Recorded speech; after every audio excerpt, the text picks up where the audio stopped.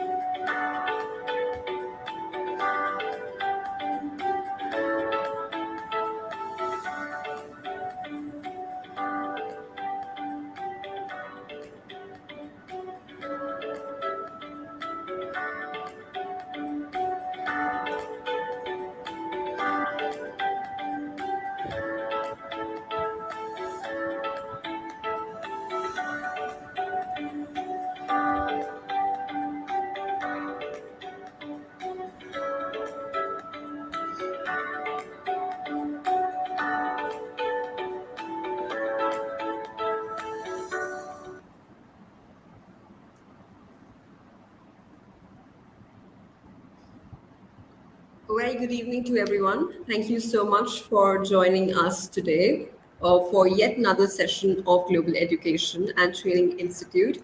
I'm Neha Yadav, Ambassador of Change for GETI, an idea about which we just had a quick glimpse in the video that I just played. Today, I am very honored and very excited to host Ms. Simran Kaur Dhillon, who is a fitness coach based in Lucknow, but who carries with herself a vast experience from various cities. And today, she'll be talking about a very unique agenda, which she holds a lot of credit in, giving birth to it. Basically, that is making playground education inevitable. It's basically an idea which is of prime importance for everyone in the education sector, especially after since we just sat through almost 2.5 years because of the pandemic. And this idea has been gaining a lot of traction uh, for a number of reasons and for a number of psychological, emotional, and mental reasons for the well-being of children. And Ms. Simran will be elucidating this idea in detail today. Thank you so much, Simran, for joining us this evening. A very warm welcome to you. Thank you so much, Neha. Thank you for the introduction and thank you for having me here today. Thank you. Thank you so much. Would you want me to put your presentation so that you can, Yeah, take us through it? yeah, Great. sure. Thank you, Simran. Once again, if we have any questions, I would like the audience to use the chat box for that, and we will take these questions towards the end. But for now, without much ado, I hope, Simran, we can start. Okay, so hello, listeners. I'm Simran and I work as a fitness coach with a mission of creating awareness in the society about the importance of healthy lifestyle and being physically active. And in today's discussion, we will be discussing how parents and teachers can play a vital role in implementing playground education and how important it is to be physically active. So let's start the discussion by understanding the term playground education. To understand this better, Let's break this term into two: playground and education. So, talking about the literal meaning, playground is a place where people go and play. And we expect our kids to go and play and not study. And education is something that we expect to happen within the classrooms. But what if I say, I want you all to think education outside the classroom, even in the playground? Sounds new and interesting to us, right? So let's not limit the meaning of education for a while, and let's bring education outside the classroom and see what wonders it do to our children. Because when we let education flow unhindered, it will end up preparing individuals who will be physically, mentally, emotionally, and spiritually stronger than ever. Okay, let's consider the situation from a different lens. We send our kids to school every day. Why? Because we want them to learn new things and train their brains, right? Now, the question here is, what is brain? In layman's language, it is just another organ of human body, and the brain health is sometimes known as mental health too. Fine.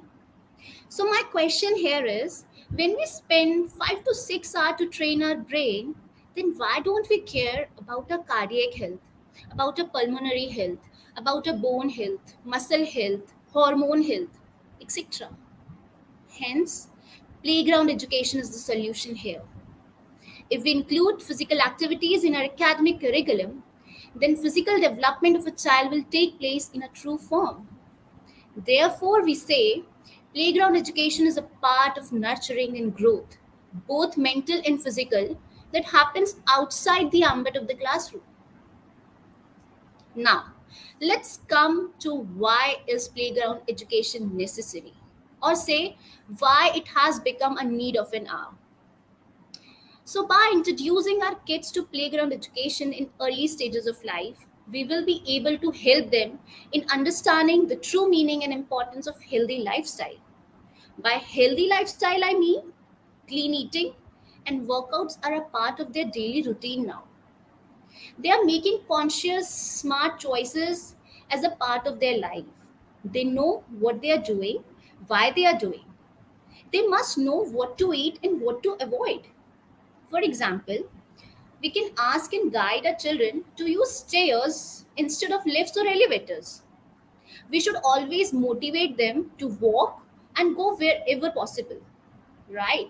You can even help them in making good food choices whenever you go out with them.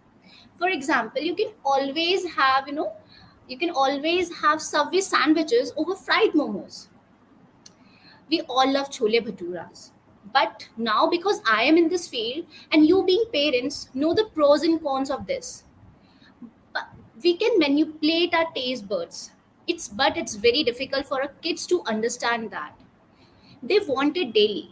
But by this playground education, we can make a collective effort to make them aware of better choices and make them understand how physical activity gives them the scope of including such food items in their diet. You can motivate them to play outdoor games rather than spending time on their smart TVs and phones. In short, football over PUBG.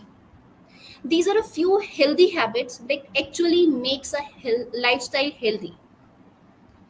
A healthy diet and regular physical activity can prevent and reduce metabolic risk factors that causes CVD.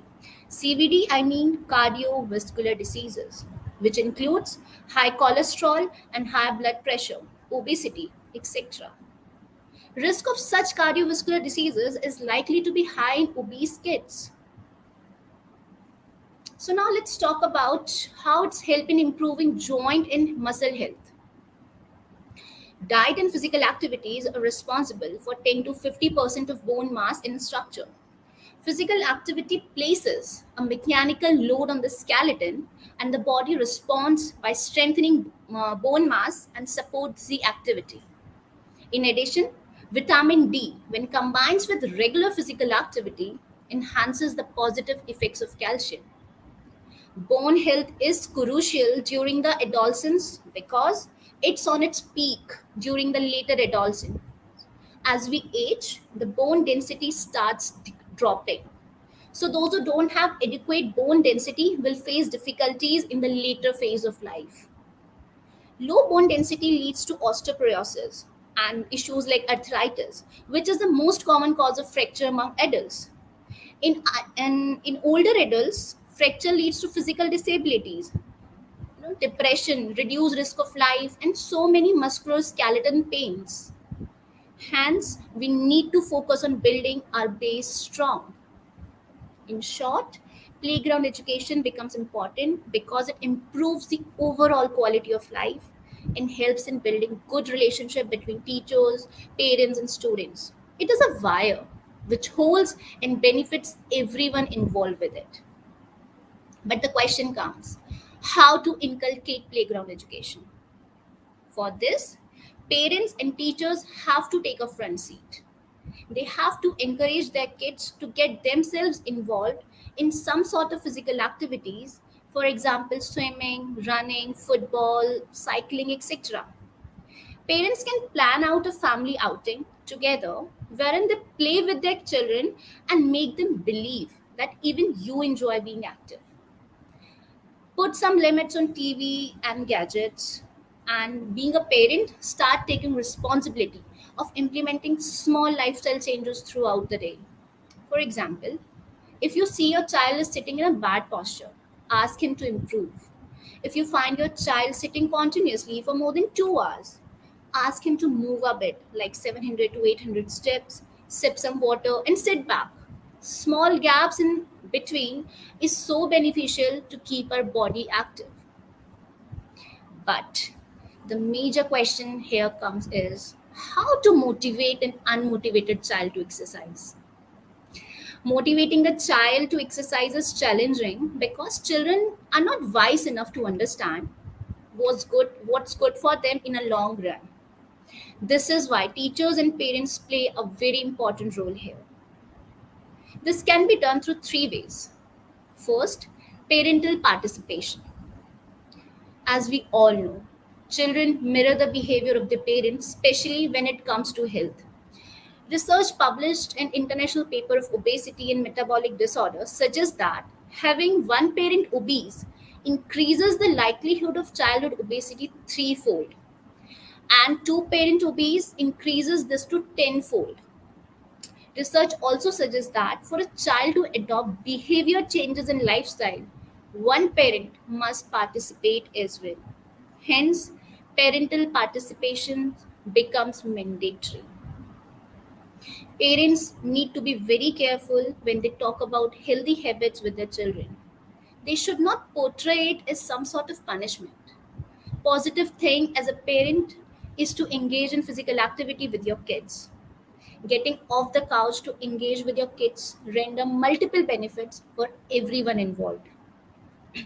Coming to the second point, perceived competency. There was a time when children used to play a lot of outdoor games. But now, interaction with technology occupies the average child's free time. Children are more likely to do what they feel they do well. For this, it is important to expose children to a wide spectrum of physical activities. And being your child fitness mentor, you have to think out of the box and help your kids decide which activity are they actually enjoying. Exercise does not have to be high intensity. A low intensity play can based a low intensity play based activities may work to get kids off the couch. For example, something like juggling may not burn many calories, but it builds hand to eye coordination, rhythm, and other sensory skills. This may help in getting involved in other complex activities such as tennis and squash. However, any activity requiring movement is better for a child's health than sitting and watching TV. Now, coming to the last component, which is education. As we have already discussed, that children often lack the mental capacity to tie their current action to future outcomes. And it is so difficult to motivate a child by saying, find out an activity you enjoy, otherwise, you may struggle with your health as an adult. This won't motivate anyone, forget about the children. For this, being a parent, you have to highlight how physical activity benefits their child's life outside the ambit of weight loss, health, and improved academic performances. They are tired of hearing of all these three things. Instead, ask them how they feel when they come back home post playing or workout. Usually, they feel energetic, they feel alert and more focused. So now we see there is a need to establish a broader understanding of the importance of exercise in health. And this increases the likelihood that children will identify something relevant to them and they end up making it a lifelong habit.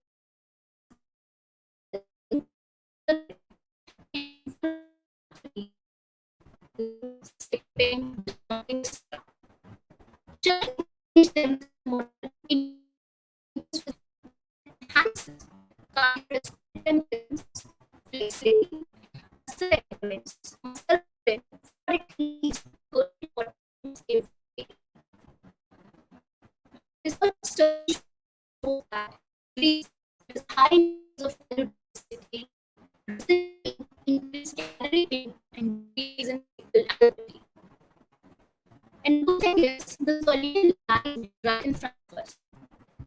That is, involving some sort of physical activities. Physical activity improves academic performances as it helps developing good motor skills, which increases catching power, increases attention One second, one and second, sharpens the learning skills. one second, When Simran. we I'm play so or do any sort of physical activity, our body releases happy hormones, which in turn keeps our mood happy and prevent us from depression and anxiety. Strength and endurance are important if one needs to enjoy their lives to the fullest. And strength comes through physical activity. Physical activity actually helps in improving our cardiac and pulmonary health. Running is one of the best form of cardio. And lastly, it helps in maintaining weight and body posture.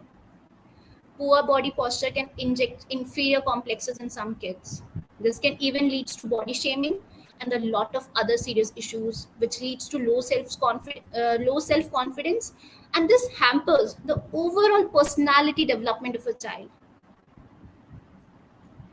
Hence, I would like to end this talk by saying, please help and motivate your kids to recognize the importance of movement in our everyday life. Human body is tend to move, and ask them to give at least 30 minutes every day to any sort of physical activity. And I would love to help anybody who is willing to start their fitness journey. You can contact me on Instagram or via email. I am sharing my contact details here on the screen. You can check it out.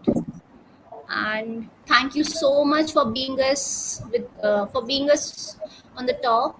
If anybody has any questions, they may ask. well. Thank you so much, Simran. I'll just one second. Thank you so much. That was a very informative presentation loaded with so many, concrete examples. But let's start addressing, the loopholes in between. A is how would you, want, say, the parents and teachers, also simultaneously the kids, to address the bias against, physical fitness. For example, students will see physical education as, just a subject to gain more marks, or to increase their percentage. Basically, students see that as a very students see basically physical education as a subject which is which could be compulsory and would get them good marks. That is for the students. But on the other hand, for parents and teachers, they usually see physical education as see it as, a waste of time or, a waste of resources. And why are you doing this? Instead, why don't you sit down and work? Why don't you sit down and study? So how would you address, start addressing these biases, across the board maybe? I guess the major concern right now for all these three situations is lack of awareness. People are not, they are aware about the fact that how important physical activities, everyone is aware, but they are not able to inculcate us, maybe the lack of guidance, or maybe due to our sedentary lifestyles, because technology has made us so lazy that we feel like, even if we want to eat something, so we prefer ordering it online rather than going out and eat. Same, even if we want to play something, even if we want some sort of entertainment, for kids, for parents, for teacher, everyone, smartphones and smart TVs are a better option. So I guess, lack of awareness is the major concern here. We need to aware people about how important it is to inculcate physical activity. Because if they are not aware, then they are not going to inculcate this in their lifestyles. Absolutely. So that's step one is basically creating awareness. Then step two should be how should we be, how should we create awareness? So how should you, what do you think is the role of teachers in, creating awareness, since students will spend like 60% of their day with teachers? So the bias of Absolutely. teachers is prone to, be overshadowed in the bias of students. So how should teachers do that? Is there any tip that you would like to give us, considering that you're a life coach, a fitness coach, basically? Yeah, no doubt teachers play a major role in this. As a kid, spend like 6 to 7 hours in school with teachers, and they try to Absolutely. follow every instruction given by them. So Absolutely. for this, first and foremost thing that teachers can do, and which is a very common practice, that they should stop considering PE, that is physical education period, as a free period. It is not. Respect that time as much as you respect the other academic periods. Secondly, make sure that the PE classes should be there at least thrice a week and everyone is participating in it. Teachers should allow children to involve in different activities so that they can find out the best sport for themselves. And there Okay. should be an Okay. organization of sports fest every 2 to 3 months in school. You should motivate them to, and you should teach them at least, like what's the importance of clean eating and physical activities, and if possible, play with them. Tell Okay. them and make them aware about the other inspirational stories. Teachers can do this. So it is important for teachers to guide them, to make them aware. So this is the best step teachers can do on their part. That's that's good awareness on the part of teachers. Now, Yes. since we come to the part of parents, why leave parents alone? I think one of the most important role that parents have in a child's life is to encourage the habit of healthy eating. And Yes. against which we also have a question which says, "Ma'am, please tell me what to do about a child's sweet cravings. Give some tips." So, if you could take this question and also sort of, amalgamate it with another question of mine, which is, uh, how should parents, inculcate the habit of healthy eating when right now even parents are working? They sometimes they do not have time to prepare, full-fledged, healthy, nutritious meals, and so their go-to option is always something easier, something which is not on the healthy side of it. So A is, how do you address sweet cravings of a child, and B, how do you, raise awareness for healthy eating? Okay, so for sweet cravings, I would say like there are always a healthy options for cravings. And if your child is craving for sweets a lot, then there is a possibility that he has protein deficiency. Try to fulfill your child's diet through protein. And if protein is adequate in your in your kid's diet, then they won't crave for sweets much. And secondly, coming to your question, and sorry, for the healthy option for sweet, they can always be dates, can be replaced over brownies and everything. Dates, khajur, we call them in Hindi. Other than that, they can be homemade stuff, like homemade laddus can be there. Rather than going for outside sweets, you can make something homemade. They are a better options. And secondly, something easier and healthy. So healthy is always easier compared to unhealthy things. You can have full-fledged good healthy breakfast. For example, you can have oatmeals. They're the easiest and the fastest way to have breakfast. Oatmeals are there. Idli, dosa, poha, omelette. All these things are very easy to make and healthy and tasty. So it's always about the choices. It's always this is what playground education is. We are educating people to make conscious, smart, healthy choices. We are educating them. We are not asking them to skip. As I gave the example of chola bhatura, I'm not asking you to skip chola bhatura, I'm not asking you to skip momos. All I'm trying to say is you should involve yourself in physical activities. You should be able to make those conscious choices, so that you can inculcate even chola bhaturas, and you can inculcate puri and all these things in your diet. That is the thing. Making, That's your that's your take for yeah, parents, basically. Okay. yeah. You should And aware, you should guide them. good thought. Good thought, Simran. Now, once again, for our students, basically, since we've covered teachers and parents, students, they do not listen to anything. They want to do what their friend is doing, and mostly their friend is not doing the healthy things. So, how do you start addressing, students? Because I think by the time they reach 7, they're eight, by the time they're age of 13 or 14, that's when their brain has completely developed. But before that, their brain is very malleable. So, how do you address the bias against students, and even for students who have grown up? I wouldn't say that we should give up on them simply because their brains have stopped developing. So how do you address a healthy lifestyle? How do you pitch a healthy lifestyle to a child? Here, there is a need of collaborative efforts from teachers and parents. That's the major thing that we can do, because they are very much convinced and they mirror the image what their parents and what their teachers are doing, right? If every parent started inculcating these healthy lifestyle, then obviously children will try to adopt that lifestyle. Same like, you don't have to skip going out with your friends and eating junk. I'm not saying that. All I'm saying that, again, make healthy choices. And once your child get when your child get involved in physical activities, he themselves will stop having such cravings, because even he knows what's good for him and what's not. This is what actually playground education is. We need to make them aware about such things. What to eat, what to avoid, what to do, what not to do. This is where playground education comes into play. That's a wonderful thought, Simran. And I think since you mentioned playground education, I think in conclusion, why don't you wrap up the idea of playground education in a gist, and also mention the most important steps that you want basically teachers and parents to inculcate the idea of playground education, basically, and the most important steps for students as well, like something they can begin tomorrow, like beginning tomorrow, what could we do to implement playground education? To begin with, walking is the best thing they can do. Okay. Try to include walk in your routine, even for like 15 minutes. Start with 15 minutes and increase it to like 30, 45 minutes a day. But walking is a magical pill. Trust me on this, and everyone should start with this, no matter whether they're parents, teacher, or students. Everyone should include walking in their routine. And Okay. this is where physical education comes into play, that you need to make yourself active. And the second thing which I need to focus here is like, try, don't sit, even if you're studying, even if you're working, don't sit in a place for like more than 2 hours.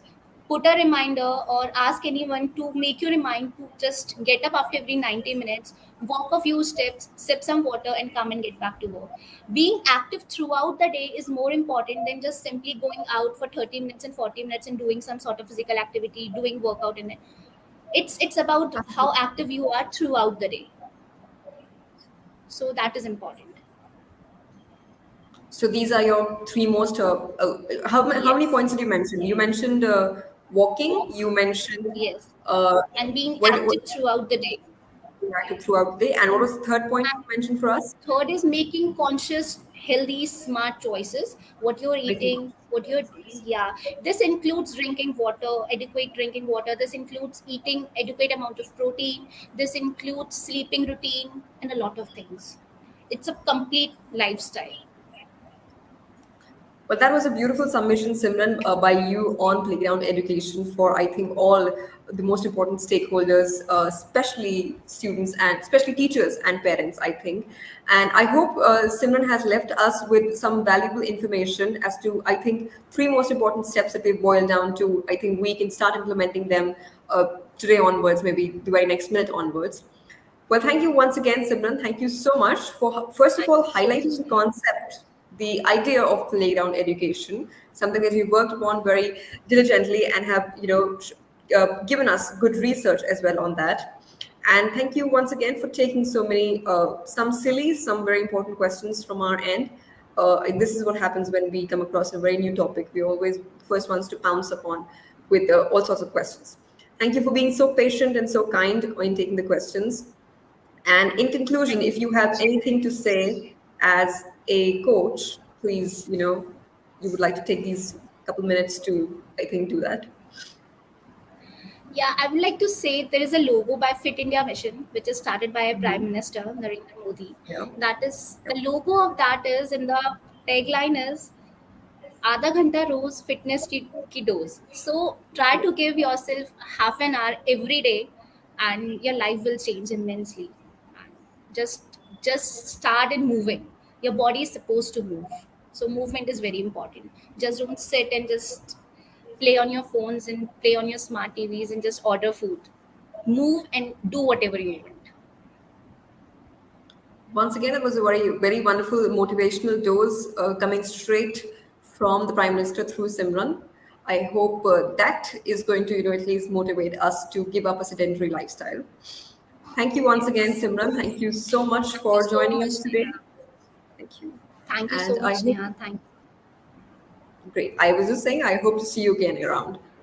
See you again. See you soon. Okay. Thank you, Simran. Thank Thank you. you.